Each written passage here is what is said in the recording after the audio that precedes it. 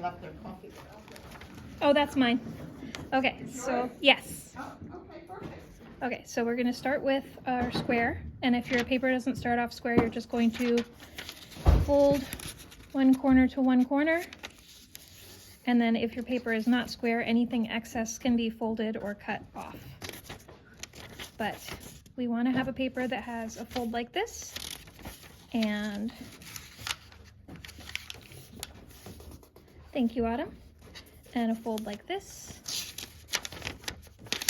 and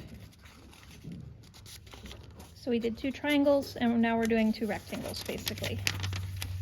And you could do these, you know, a smaller triangle and a smaller square if you wanted to have less folds, but I like to do it this way because then the folds are where I want them. So at this point, you have a paper that has a plus sign as well as an X. And that helps us know where our folds are going to go. You want to make sure those creases are good creases. But you want to make sure you're not using your nail because origami paper is thinner than regular paper and might tear. So at this point, we're going to go back to having a triangle, arrow pointing down, fold at the top, and we're going to take these 2 corners and bring them inside. So there's a couple different ways to do this. You can just kind of push it down like that. That's how I like to do it. Or if that's a little too complicated, that's fine. You can just kind of take this corner over here and press this down and then fold that back over if that's easier for you. As long as when you're done, you have a diamond that is folded at the top and loose pieces at the bottom, and you have 2 on this side and 2 on this side. At this point, you're going to do the paper airplane fold, which means you want to have a sharp end here. Autumn, can we not do keepy uppy for a moment, please? It's a lot of noise. So we've got that on that side. And we're going to do the same thing on this side, just like a paper airplane. And it's going to start to look like a kite. We'll do the same on this side. Bring this up here, and this down here. So now it looks like a kite on both sides. And again, you have your folded end. Thank you, Autumn. Your folded end at the top, and down here is the bottom. It looks like this. So now you have this little triangle up at the top, and we want to fold this triangle on both sides so it has a crease. I like to do this on a flat edge like a table. So then your top triangle can fold either direction easily. Now we're going to take one side of our kite, open it up, and lift up just the top layer, but we're going to pinch our triangle so that it only opens up to here like a mouth, like a big birdie mouth. And we're going to tuck in this corner here to meet that center line. Same here. And it kind of looks like we're making a canoe. We flatten it out and we have a nice skinny diamond. We'll do the same thing on the other side.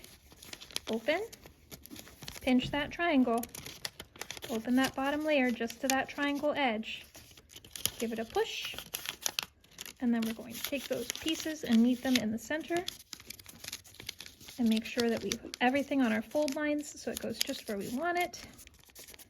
And now we have a skinny diamond that can walk. Okay?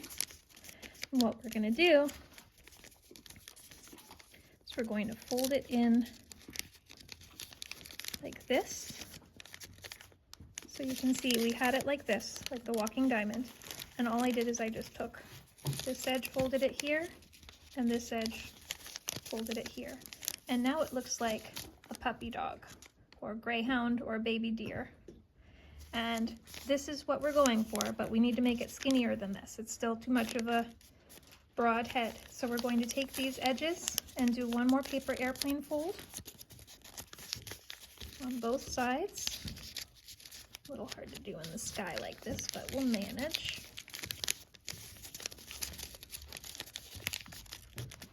There. Almost there. I would recommend doing it on the table. Yes, on the table is definitely easier. I'm just trying to make sure that everybody can see me. So now we have our skinny dog or deer or whatever you want to call him. And you're going to take that nose and flip it up and turn it around. Autumn, can you put the balloon down, please? And the other side as well. And if you have any imperfect folds, you can kind of smush them how you like them. So at this point, it looks like this. And we're going to fold this in half like that.